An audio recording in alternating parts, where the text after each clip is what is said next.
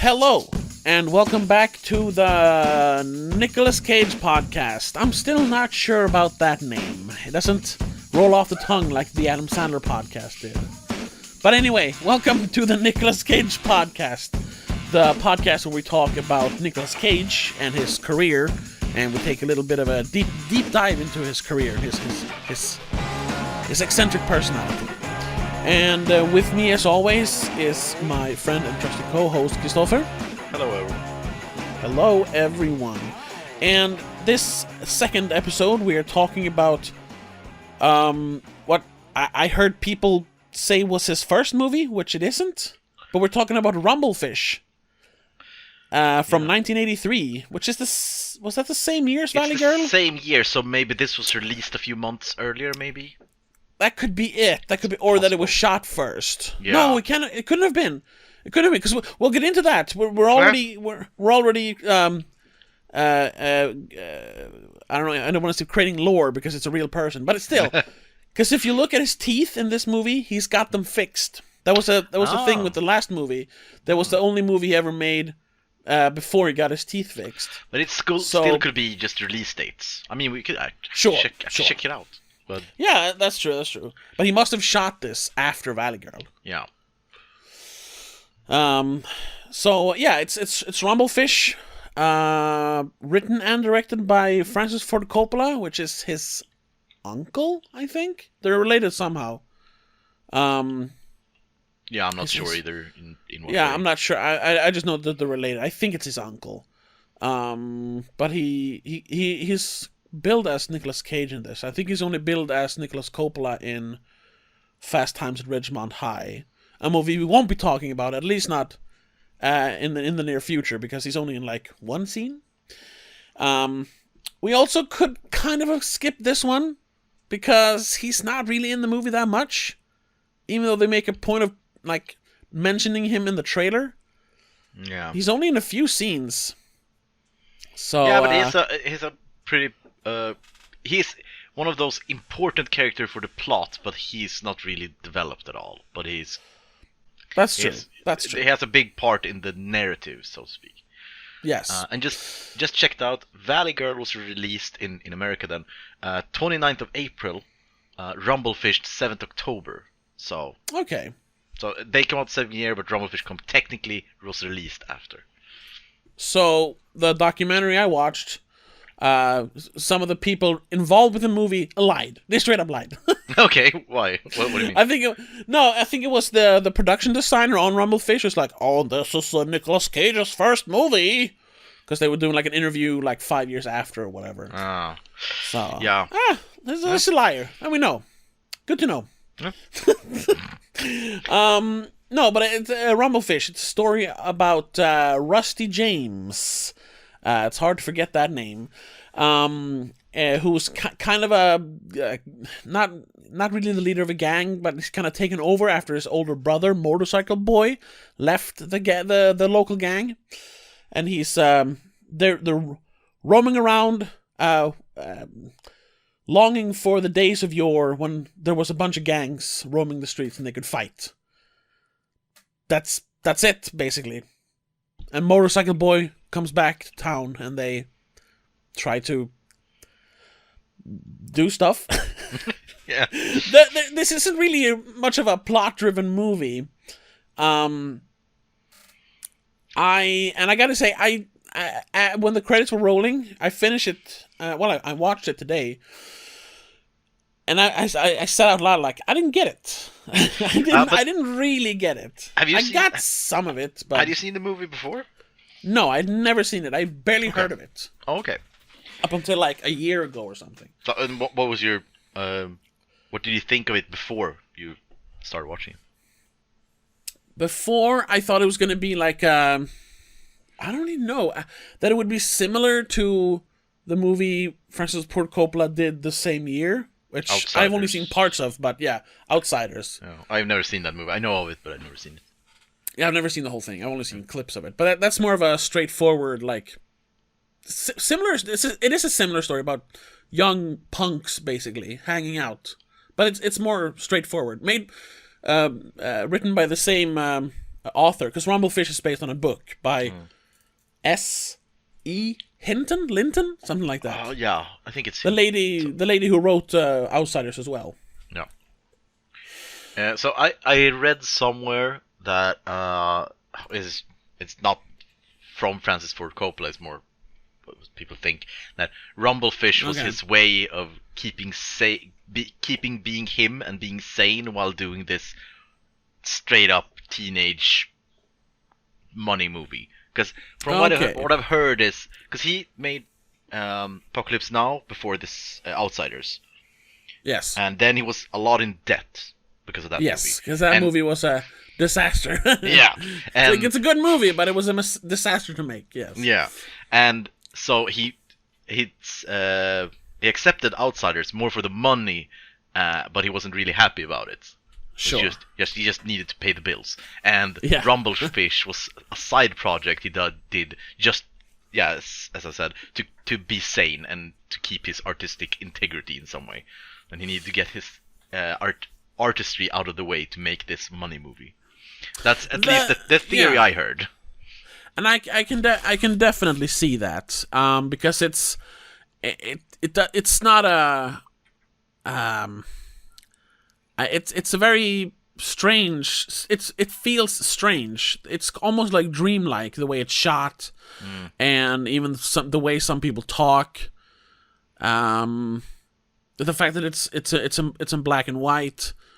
It just feels like it's not really supposed to be reality. It's something else. I'm not sure what it is. And then I try to find like, is this an allegory for something, or is he just trying to do a weird movie? I wasn't really sure, but it's definitely it's not a straightforward movie. It's an art movie, art house movie maybe. I mean, I gotta say first of all, it looks great. I love how it looks. And there are so many small things that you can just. I've seen this movie. Yeah, so I've seen this movie before. It was quite a while ago. Because as I said before we recorded, when Wrestler came out, The Wrestler, there was all this talk about Mickey Rourke coming back and being back in again, and I never heard of the guy, so I just missed him. Who is this guy? Why is everybody liking this guy? So I went back and watched a few handpicked movies from before he disappeared, so to speak. And this was one of those movies. I think a friend tipped me off and said this was a good one. And I that time I didn't really get it. I thought it looked cool, and that was about it. But I think this time I really got more of the artistic things and the a lot of interesting details around. One thing this dreamlike thing you talked about. Yeah. I think there is not one scene except establishing shots which doesn't have smoke in it.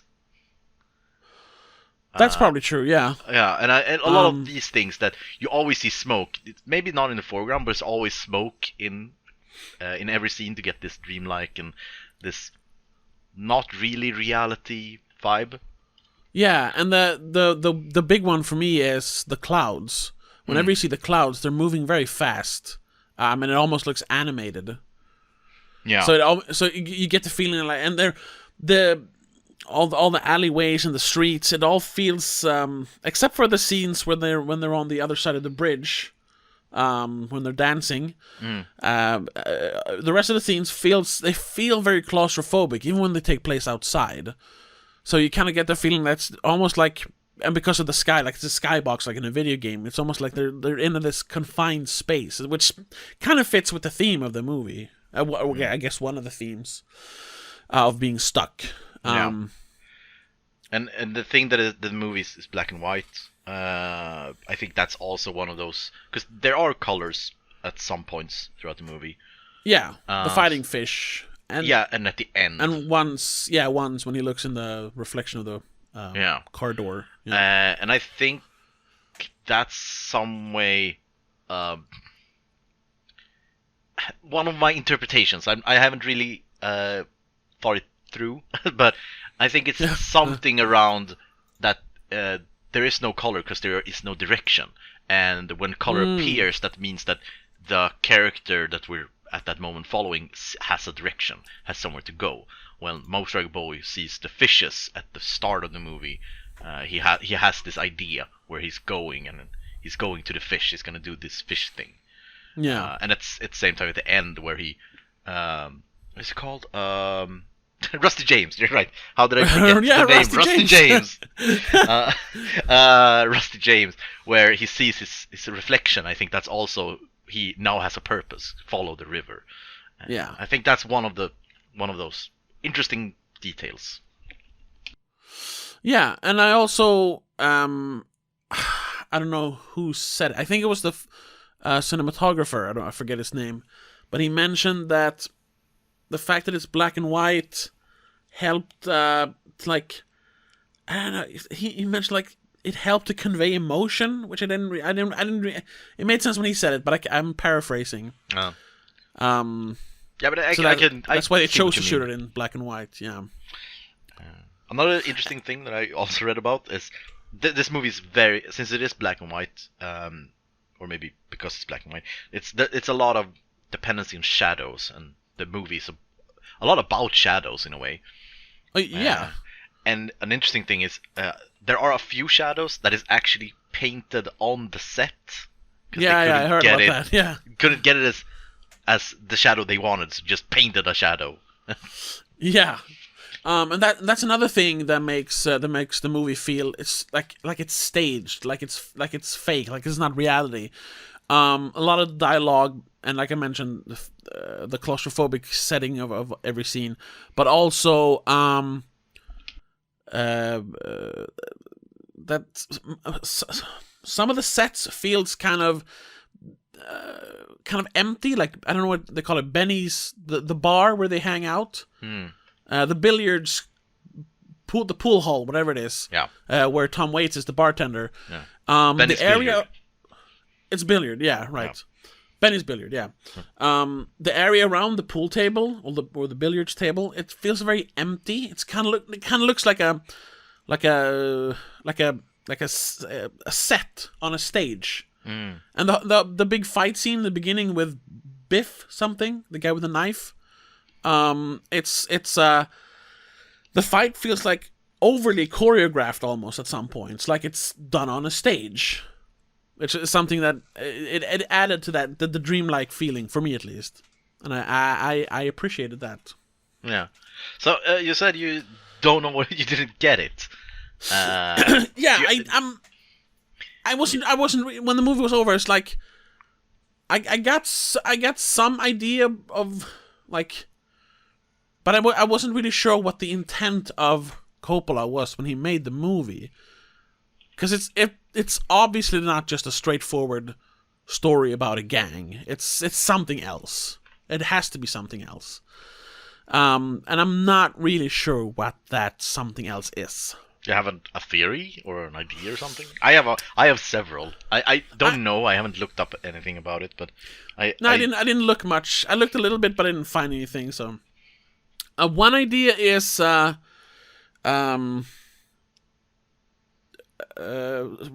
James and the gang. They're kind of stuck in this.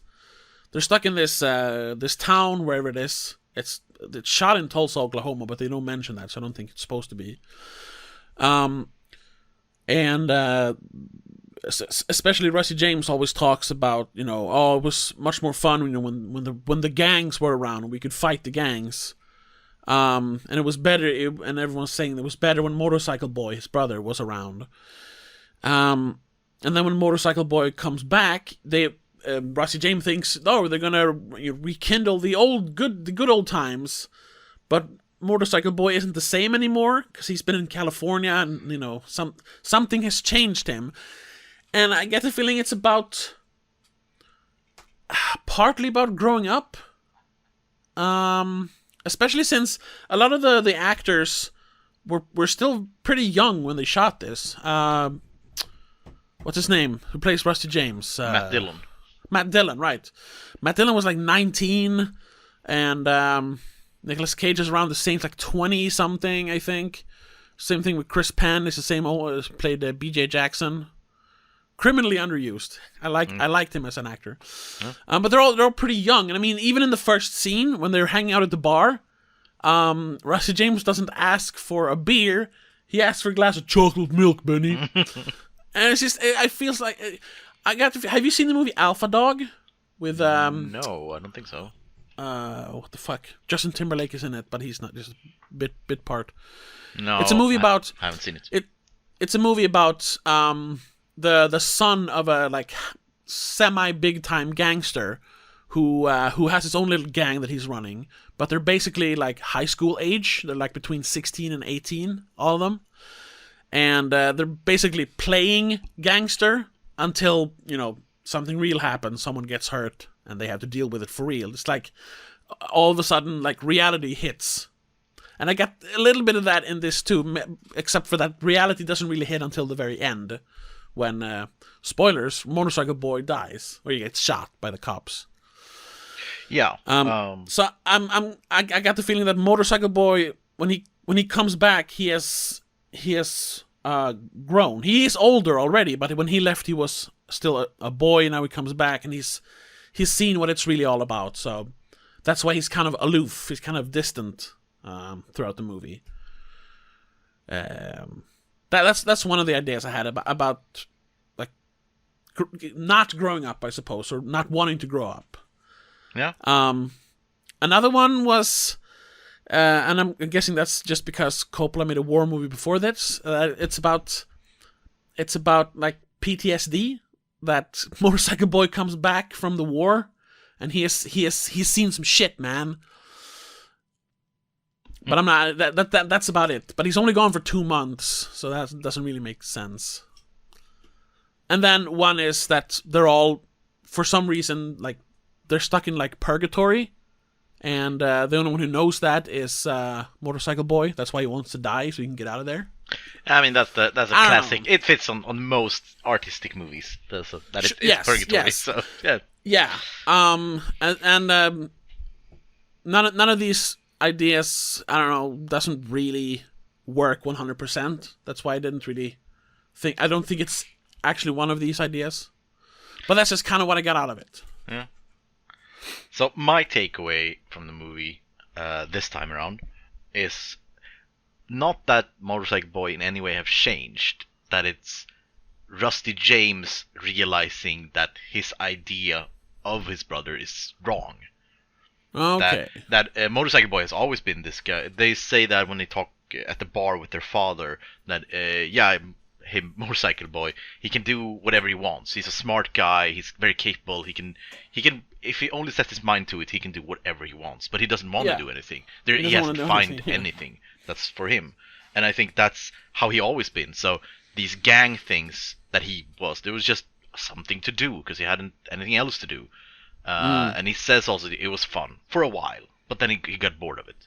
And I think Rusty James, he as a child saw his brother and didn't get these ideas of not knowing where to go or who he was or purpose. He just saw his cool older brother going out fighting and being in gangs.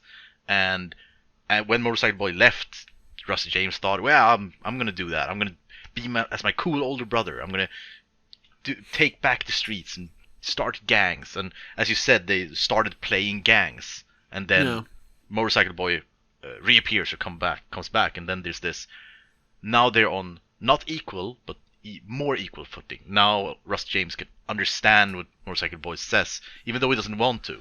These things of, it wasn't a big thing. It wasn't this glory days. It wasn't these amazing times. It was just, I was bored. This is what I did. It was something to do, yeah. Yeah. And he mentioned that it became a bore. He says.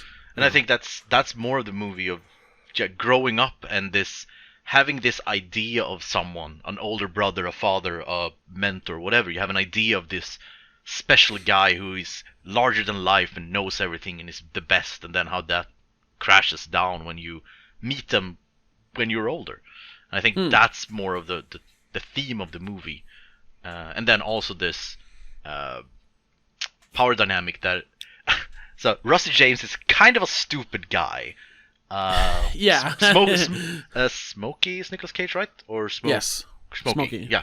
He even says that at the end. Like, you're not a smart guy. I mean, you have a lot of temper. You're good at fighting, but you're not smart. You can't do things. You can't lead things. No, yeah. While Motorcycle Boy is the difference. He's capable and extremely smart. And well, at least that's the image he projects. At least. Yeah. That he is a very smart guy, and several times during the movie, Motorcycle Boy tried to talk about these concepts to Rusty James, because he feels, yeah, okay, you're a grown up, we can talk as adults now, but he just gives up because Rusty James doesn't understand the concepts of that Motorcycle Boy tried to tell him. Yeah. And that's also this thing that I can't teach you anything more, not because you learned everything, because you can't learn more. You're and I think that's sort of, and at the end when he says to Rusty James, take my bike and go to the sea, follow the river and go to the sea, I think that's his way of telling Rusty James, you have to get out of here, you have to learn more, you have to see the world and understand more than just imitating me. You have to create your own life, your own identity from now on. Yeah, and that makes sense. But that's also, I guess that's, I projected, I needed, for me, for that to make sense, it had to be that some of the characters had to have changed. Maybe that we didn't see the change, but like, because he mentions that he's not the same when he comes back towards the end. Russ James says that about Motorcycle Boy. So yeah, but yeah, it's about growing up, and that Motorcycle Boy has grown up, and that's what he wants for his brother as well. Yeah, or more that from my point of view is that Russ James says you changed. He hasn't changed. Rusty James he hasn't really changed. Yeah, no, it's just Rusty James' perception has changed, or Rusty James now actually see how he was, how he always was. That makes sense. That's why I think so. The change in characters was before the movie, but two characters, one changed, one didn't, and we see how they meet again. That's but then it's still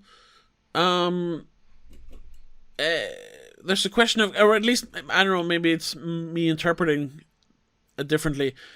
Is that Motorcycle Boy wants to die in the end? He's like ready to die. And the fact that when he's shot, he dies with a smile on his face. Maybe I'm just overanalyzing. I don't know.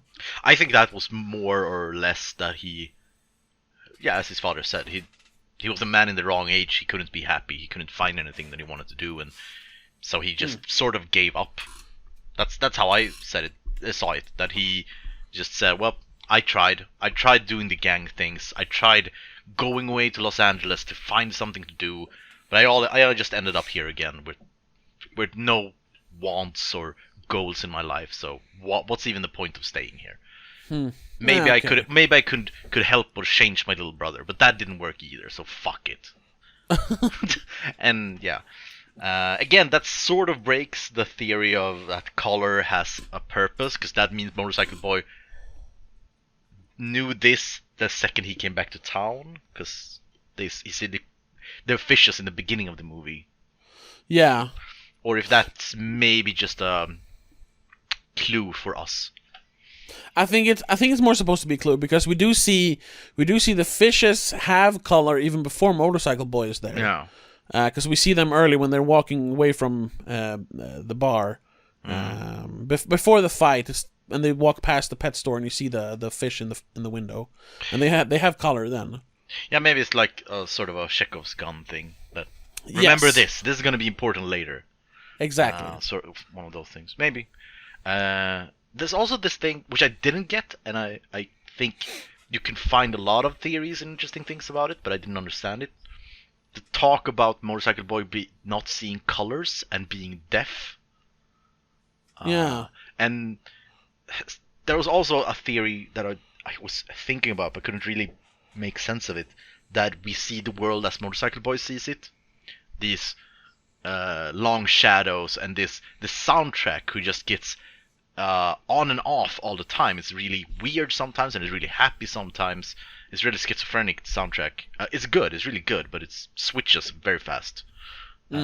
Also, these things where dialogue sometimes, if two people stand next to each other and talk to each other, sometimes the dialogue sounds like it's one of the people are way over there. Like one person is very quiet, and other times a person who's far away is very loud. And in the first scene when they're sitting at the bar, they're sitting and talking. It's Chris Penn, Nicolas Cage, and Matt Dillon. And you can Tom Waits is all the way over at the other side of the place at the bar, but you can still hear him talking to Rusty James, telling him to take his feet off the seat, and it's like he's standing next to them. I don't know. It was something about the re-recording of some of the dialogue, but it's supposed to be. It's. I know that's intentional, because he did re-record most of the dialogue, not because they had to, because it was like a choice. So there must be something to that. I just don't know what that is. Yeah. So one that I was thinking of is if we see the movie as Motorcycle Boy sees the world, this gray, dark, black and white world, where also that he hear all sounds. He can't filter what sound is important and what isn't. He just hear all sounds in different ways, and he can't listen to a conversation and know. And maybe he listens to something else instead of the conversation, and that's why maybe he talks so quietly all the time. And I don't know. There's something there, but I don't know. Yeah. I mean, that makes sense because Mickey Rourke said that he and this is just reading from the trivia, he approached his character as an actor who no longer finds his work interesting, like he's bored. Yeah. Like, it almost feels like he's like suffering from like clinical depression. Yeah, something like that. And I'm guessing that's kind of what it is. Yeah. And then the question is are we supposed to see, we as the audience supposed to see the world as he does? Is that the point? Maybe is that why it's black and white and the sound mixture is weird? And I don't know. Yeah, that would make a lot of sense if the movie was about Motorcycle Boy. Yeah. But it's all from the perspective of Rusty James. Yeah. So that's a strange choice, and I mean it could be both, and that they just wanted to mess with the audience. That it is from all the black and white and the color of the fish and everything is because of Motorcycle Boy, but we're seeing it from Rusty James' point of view just because. Yeah. I mean, stranger things have happened in a Coppola movie. Yeah. So. But again, it looks great and it sounds great. Oh yes. Just the production is impeccable. It's amazing. Yeah, I love the style of it. No, and it is, and the fact that they, that they, in a pretty like simple movie, technically speaking, still used some very high tech solutions to make some of the scenes. Like when he's having the out of body experience, they had like a full body cast of Matt Dillon and raised him up on a crane, and like physically, it's not like a special effect or a visual effect.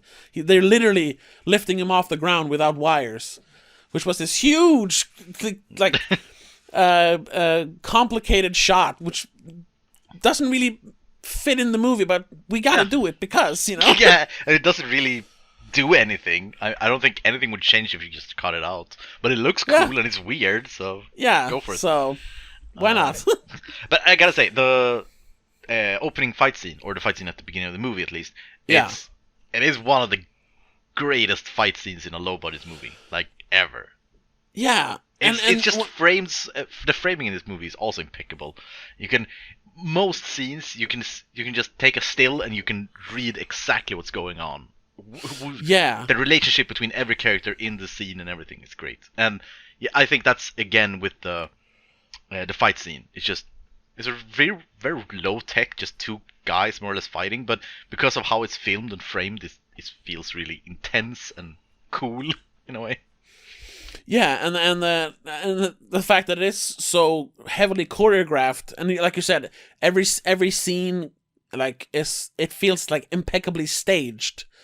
Adds to that dreamlike feeling that it doesn't feel real because also it feels so staged, so rehearsed almost. And I know that the guy who choreographed the fight was like a ballet dancer or something, like a well-known ballet dancer or a choreographer for ballet. I'm not sure. But and when I heard that, I was like, oh yeah, that makes sense because there's a lot of movement in that fight. Not just fighting. There's movement. Yeah. And it also made me feel like, and that was also because it was in black and white. It made me feel like Coppola wanted to make like an old time kind of movie about gangs hanging out and they have stiletto knives and smoking in bars. But that kind of goes away. But there is a feeling of that in the beginning, at least. Yeah, I read something about the time that Rusty talks about is those old gang fights with stiletto knives. It doesn't make sense, like timeline-wise, but that's what they were thinking. With Rusty's way of looking at the old gangs is the old, like 60s gangs. And that's another weird thing about this movie. Time is not working as it should at all. No, yeah, there's some, and they mention time. Tom Waits talks about time. Yeah, and at one scene they're just standing by a huge clock. Yeah, without what's it called? What the hell are they called? Hands. Hands. Yeah, something's up with time, which also adds to the whole, like, that's why I partly thought that this was like purgatory, because time seems to stand still. I mean, time does move; it's day and night, but nothing really changes from day to day. Yeah, and there's a few points in the movie where time is like important to the plot, and in those moments, time works weird. They work very fast or very slow. Like the scene before the fight when he, for some reason, visits his girl before the fight. So he arrives there like, I think 30 minutes before the fight's gonna start, and they say something about that it's on the other side of town or something, I think. Yeah, he says I got a fight at 10, and it's quarter to 10 when he leaves Diane Lane's house. And then they make out and they talk, and he fall asleep and gets woken up, and it's only been like 5 minutes, and then he still gets to the fight, like I think on time or even before. Yeah, because the other gang isn't even there yet. Yeah, so there's like, and other times time goes really, really fast. I think when they are out, that could be because they're drunk. I don't know. When they're on the other side, and the time goes really fast there. They show times a few times, and it's like sort of spinning. Goes like 4 hours between scenes or something. So that, again, time is just working differently in this dream landscape. Yeah. And I think that could tie into that there's no purpose. If there's no purpose, there's no time. And this is how they think of time, because they have nowhere to be, nowhere to go, so time is unimportant. So why should we as audience, or they as character, care about time? Because it isn't important. Yeah. I agree. Well, since this is the Nicolas Cage project, well, it's a podcast. Yeah. I guess we should talk about Nicolas Cage. Yeah, he's not that much in the movie. He's a lot in the background, it feels. Yeah, like you mentioned, like his character like has a lot to do with the story, so to say, but he's not really in the movie that much. Yeah, it feels sort of like he is having his own movie at the side, and there's that we don't see. Yeah, because at the beginning he's not, maybe henchman isn't the right word, but he's sort of a friend. He's not a real friend to Rusty James, but they are like pals or in the same quote-unquote he's in the gang. Yeah, quote unquote. But exactly. We are here from the beginning that Rusty James doesn't really believe it. Smokey doesn't believe in Rusty James at all. And doesn't really care for him, because like, are you going to fight? And he's like, I don't know. Oh yeah, sure, of course I'm gonna go. And it's a strange relationship, sort of. Yeah, he's mostly doing it out of respect for Motorcycle Boy. Yeah, that's kind of what he mentions later. Yeah, and then at the end of the movie, he sort of just appears and has now taken Rusty James' ex-girlfriend and is now running the gang. And we're not really sure on how that happened. It just happens.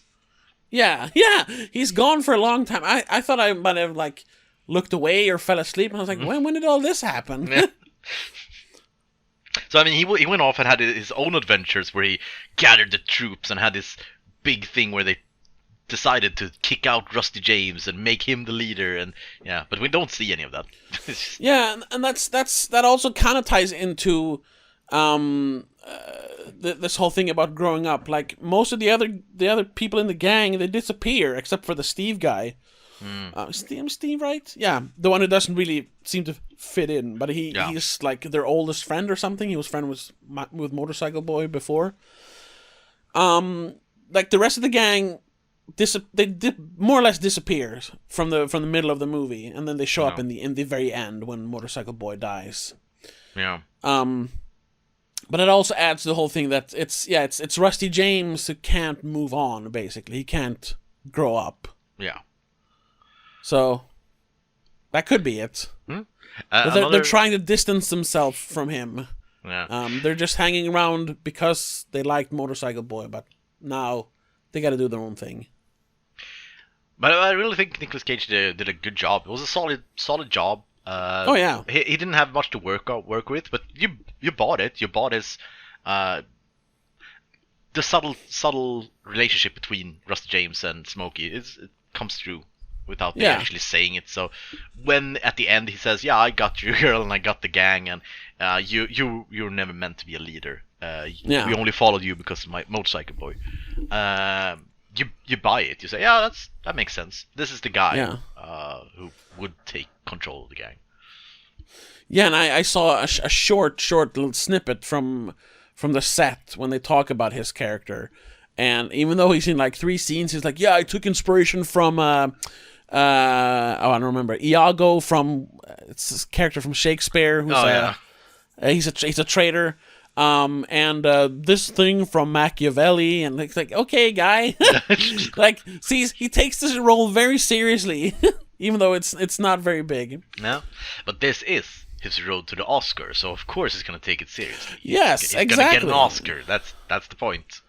He wants to show the world that he's a real actor. Yeah, and that he's not, because he changed his name. That he's not living on someone else's name. He's exactly. This is not nepotism, even though this is his uncle's movie. But this specific movie, maybe, but you know. And later when he's in Peggy Sue Got Married, but whatever.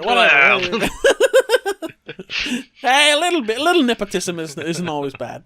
Yeah. But that is why he did change his name. Stated by himself that he didn't want to be. He didn't want to ride on the coattails of Francis Ford Coppola. But I mean, there's not much to say about Nicolas Cage in this movie. No, unfortunately. Again, as we said in the first one, I was ready to write this movie off from the list because he has such a small part. But you decided we needed it. Yes, I thought he would. I thought he was going to have a bigger role, and because I bought that expensive Blu-ray. Yeah. So that's why we can't really talk that much about him in this specific episode. Yeah, no, there's not much to say. I'll say that. I don't know if it's just because he's very young and it's literally the same year as Valley Girl, but he reminded me of Randy from Valley Girl. Not in his demeanor, but in his looks. But that's probably just because it is Nicolas Cage. He had which he doesn't have really now. He's kind of got like puffy cheeks and the sleepy eyes, which he doesn't really have now. I don't know. Maybe that's just how he looked. But I was like, look, it's Randy. Oh, wait. Yeah, I think that's just the way he looked, and also that there are similar clothing style to be in the sort of punk scene that it was in Valley Girl, and the motorcycle gang scene he's here. So sort of similar. Yeah, that's something. That I didn't mention. We talked about time being like irrelevant. The style of the movie seems kind of timeless as well. Like they sort of dress like the gangs in West Side Story, but they play arcade games from the 80s, and Motorcycle Boy's motorcycle is obviously like a 70s or 80s motorcycle. But it feels like it feels like it's supposed to be in the part that's also because of the black and white. It feels like it should be the 50s or 60s. I mean, gangs they weren't really a thing after that. I mean, they were, but not in movies like that. But they never mention when it takes place. And you never see, like, you don't really see phones. The only time you see television, they're watching a black and white movie, so you're not sure. It has the same kind of timeless quality that the first Batman movie has. The 1981 89 Batman. That it's like Art Deco mixed with 80s technology. It's kind of like that. Yeah, and I think that's... Well, I don't think... I know that's intentional. Okay. To me, I mean, I haven't read it, but it's obvious. That's more what I'm saying. It's obvious that that's intentional. That this movie is supposed to be timeless. Yeah. You feel that throughout the entire movie. So yeah, it's definitely no accident. No, absolutely. It feels intentional. It's very intentional. But I mean, this is one of those movies that you can, if you want to, you could really analyze this to death. There's a lot of things I to think so, analyze and think about. And another thing, because I read a few things and I saw a couple of videos about what other people thought of the movie. And one theory that I heard, which I don't subscribe on, but it is still a theory that could be discussed, that Steve, the nerd friend. Oh, yes. Yeah, that he actually doesn't exist. Okay. That he is Rusty James conscious. Huh. Because throughout the entire movie, he's the one who always says, "Wait, you gotta stop, calm down, let's not do this." And Rusty James always shuts him down and says, "No, I'm gonna do what I want." And that's the little sanity or conscience that he has that tries to make him tries to save him, but he won't listen to it. Exactly, and these things that he is the smart guy who take notes and is gonna go to college and all these things. That is what Russ James could be if he didn't keep doing what he's doing with this gang stuff. If he just picked a target, he can go and do things and be at least smarter guy and find a way to live. You can't stop getting into trouble, Rusty James. Yeah. But again, I don't believe that's the point. I don't think so. But you can definitely see how that's interpretation you can get out of it. And sure. Steve has some sort of that part in the movie, but maybe not literal. I had a kind of similar idea about him. That the fact that he says that he's like almost obsessive about taking notes. It's what he does or something. He says that he can't stop taking notes or writing. That since this is it's supposed to be a book, and it is a book from the start. That he's supposed to be like the one who is writing the story. If that makes any sense. That the book, if you read the book Rumblefish, it's written by Steve, the character Steve, and that's kind of why the dialogue is a little strange because it's dramatized. Could be something like that, but that's just Yeah, again, a small idea I had when towards the end of the movie. Yeah, again, it's a theory that you really could spin on and analyze in that way, and I think that's one of the geniuses about this movie, that there are. So if we take an example of doing it badly, but this thing that they fill the movie with all these symbolisms and things and stuff, and you can draw in all the whatever you want from it. But in this, it's the same as they did in Lost, but Lost did it very, very badly. They just throw things at the board and says, "Yeah, let's see what people can figure out from this. I don't know the answers, but maybe the audience can." In this movie, they did sort of the same thing, but I am convinced that Francis Ford Coppola he knows exactly what he was doing, and yes. And I think that's really commendable. It's sort of like The Shining is another example of that. Yeah, where the director knows, but he's not going to tell you. Yeah, and you can, because that's I'm not sure if that's true. I don't remember, but that Kubrick actually said that he put a lot of things in The Shining just to make people draw the wrong conclusions. Oh yeah, I'm convinced of that. The biggest one being Jack Nicholson is in the photo from the 1920s in the end. Yeah. That makes no sense. There's also this the share thing. Have you heard of the share thing? No. There's in the big room where Jack Nicholson is typing. Oh yeah. In a corner, there's a share, just a regular share. That share changes places with each cut in the movie. Okay. It just switches places. It's in different corners. It rotates. It does weird stuff, and apparently, what I've heard, he just did that for fun, just to fuck with people. It doesn't mean anything. It just people will think this means something.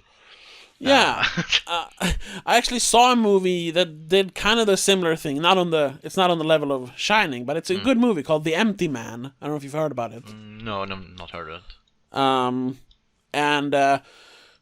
We talked about it on my other podcast, the Spoiler Cast. And my co-host there was very annoyed with like little hints and story threads that weren't really that they never finished. But the nature of that story, I'm not going to spoil it, but the nature of that story calls for a lot of like fake details and red herrings. And if you accept what happens in the ending, it's like, oh, they were just fucking with him. Basically, yeah. or the director fucking with the audience. And I think there's sort of the same thing in this movie, in Rumblefish, but I don't think that any of the details is just red herrings. I think there are the same amount of red herrings as in The Shining, for example. Yeah. But in this one, they aren't red herrings. There's a point to every single thing. They're pointing to something, yeah. And we will never be able to figure it out. Probably it. Yeah. That's probably it. And that's I think that's the mark of it. Like you mentioned, that's a mark of a good movie, a good piece of art. That it is subjective. Like one of my favorite other examples of that is the ending of Whiplash. Like I've talked to for me that's a sad ending, but I've talked to so many people who say that it's a good ending. He wins. And for me, it's the complete opposite. Yeah, and I have switched regarding Whiplash. Okay. I switched like 4 times. Every time I see it, I came out with oh no, it was a happy ending, and then next time I see it, oh, it was a sad ending. Yeah, I was right the first time. So it kind of is both because it is it's interpretable. Yeah, it is. It depends on how you see what he's doing. Exactly. Subjectively, do you think it's worth it or not? And exactly. And all great art is subjective. Yeah. Yeah. So yeah, well, I don't know. Do you have anything else? I think I talked about all my theories of the movie. I don't think. Is there anything else we haven't gone over? Oh well, Dennis Hopper is great. Well, yeah, I was gonna say, two things. Tom Waits and Dennis Hopper's in the movie too little. Same with Chris Penn. And then another thing, which I felt it added a lot to the physicality of the movie, even though that's not really what the movie's about. It starts out being a physical movie, and then it kind of fades away. But everyone's almost in every scene, they're all like dripping with sweat. Yeah, it's a very wet movie. And they mention the heat at some point in the movie. But it's always sweaty and everyone's smoking. It looks very. You can almost like feel the atmosphere, which is that's a good thing. You're supposed to do that. So, but it's just something I noticed. Like they're always covered in sweat. Yeah, that was one thing I noticed too in the. I think it was the school scene where he was fantasizing about his girlfriend. Oh yeah. And I was like. Because when he sits in the classroom, that's the first time that he isn't sweating in that specific scene, and I was like, oh, okay, I didn't notice it until now. He's just not glistening all the time. It's sweat. Okay. Yeah. He has normal skin in real life. Okay. But yeah, with Dennis Hopper, I think really great performance. It was one of the most believable alcoholic performance I've seen. Yes, he isn't this violent, angry alcoholic that we often see or almost always see. Yeah, I was worried he was gonna like burst out and like start screaming and hitting them, but he never did. No, it's more like as an actual alcoholic, a torn down, depressed person who just he needs to escape his life in a way. Kind of happy-go-lucky, but a little bit pathetic. Yeah, but I mean, drinking because he's sad if he doesn't drink, and this is the only happiness he can find. But even at the bar at the end of the movie, you see this. He is drunk, obviously. I think he's drunk in every scene in the movie, but in that scene you see this moment of clarity in a way when he sort of sobers up and says this monologue about Motorcycle Boy, that he takes his shot and then he went away, goes home, I guess. And that's also another thing. He's only in a few scenes, but it becomes very clear like that Motorcycle Boy takes after his father a lot. Yeah. They're very similar. They're both kind of sad, very intelligent, and they see stuff that Rusty James doesn't. And I'm guessing Rusty James then might have taken after their mother, which we never see, but they talk about her. But they do kind of mention her being like a lost soul too. That's why she left. Yeah, I'm not sure. So maybe Rusty James is just the black sheep of the family. Well, it's probably that same thing, but she actually found something to do, I guess. Yeah. I did read somewhere. I don't know if it's true. I can't find it now, so maybe I just made it up. But I read somewhere that they had to I think it was something 40 takes for Dennis Hopper. Oh yes, that scene in the bar. Yeah, it was it's something between 40 and 50 takes. Yeah. Yeah, because as Dennis Hopper, he's a method actor. Was from what I've heard, pretty drunk during the entire movie. And then I'm not sure about the timeline, but he was an alcoholic and drug addict in real life. But he sobered up in the beginning of the 80s, and I've heard, I don't know if it was an interview or behind the scenes stuff, that the first movie he made when he got sober again was Blue Velvet, which came out in 84, I think. So he might actually have been like proper drunk when shooting that scene, because he was still like using. 86, Blue Velvet is 86. It's 86, okay. Which I think is my favorite performance of Dennis Hopper. Yes. He's insane in that movie. We should... No, we're not going to do a Dennis Hopper podcast.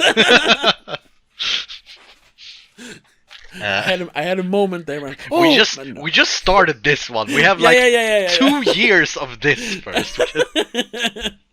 Hold your horses, Tobbe. Hold your horses. But yeah, so he was great in the movie. He's very good in Blue Velvet and very good in Rumblefish, yes. So I wish we saw more of him.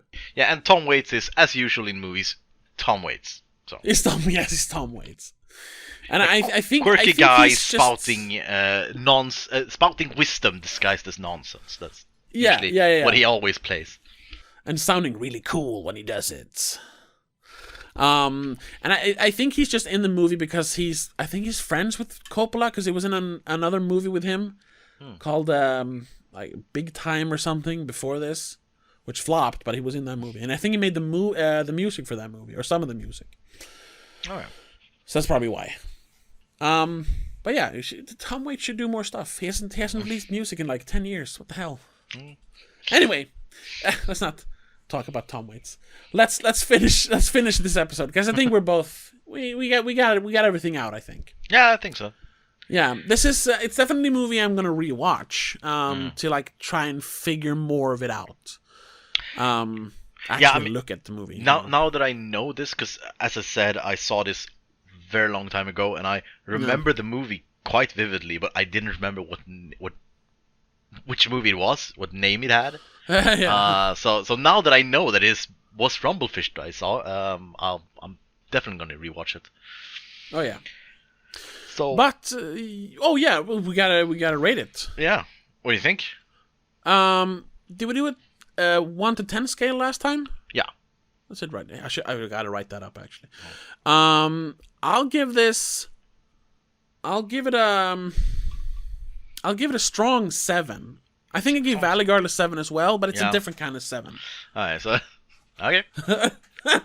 What do you think? What are you gonna give it? For me, it's between an 8 or 9. Okay. And I think I'm gonna go with a 9. Actually, it's a really great movie. Yeah, I'll probably bump it up to an 8 after watching it again. I just need to, like I said out loud to myself when I watched it. I didn't really get it. No. But yeah, I'm gonna go with a 9. So. Oh yeah, sure. Yeah.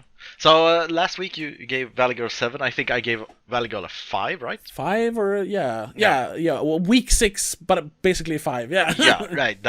Strong 5, week 6. That's what I said. Yeah. And then I stopped with 5. And this week it's a 7 again, and then 9 for me.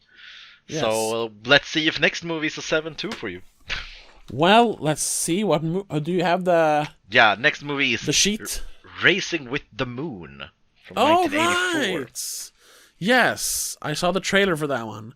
Yes. I didn't find it on DVD, so I gotta find some other way to watch it. But so that movie I have not watched, and I know barely nothing of it. I have seen the front of it in like a video store. Oh, okay. I'd never even heard of it until a few weeks before this. So yeah, it has a Swedish title. I remember that title. So. Oh, okay. Do you know what the Swedish title is? It is Livet börjar nu. Which, okay. Directly translated is life begins now. Yeah. This is the start of life, or the life. Something like we usually do here in Sweden. We change it to a completely different title. Yeah, I think up until like 90-something we did that. Oh yeah. Every single movie. I've probably mentioned this before, but my favorite like Swedish title of a movie is a Kevin Bacon movie from like the early 2000s. The original title is A Stir of Echoes, and the Swedish title is The Secret Sense. What? So it's completely different. It has nothing to do with the original title, and it's not even in Swedish. It's the same with Equilibrium. Is also that's my favorite. I think. It's Cubic. Yeah, Cubic. But I'm not sure if that's Swedish title or is it European title. It could be, yeah. But Equilibrium was named Cubic. Cubic. Because that makes sense. Yeah, but I mean, there's sort of cubes. I don't know. I don't know. Anyway, so yeah, next week, Racing with the Moon. Yeah. So thank you everyone for listening. Be sure to, wherever you're listening to this, if it's on YouTube, be sure to hit the subscribe button. Or if it's on Spotify or iTunes or whatever, hit the follow, give us 5 stars, whatever you can do to help the algorithm find us. And we didn't figure it out last week, but Christopher had a good idea for what to do with the Patreon. Every episode is going to be at least 1 week early on Patreon. So if you want to hear this show earlier than everyone else, just give us $3 a month and you'll get it early.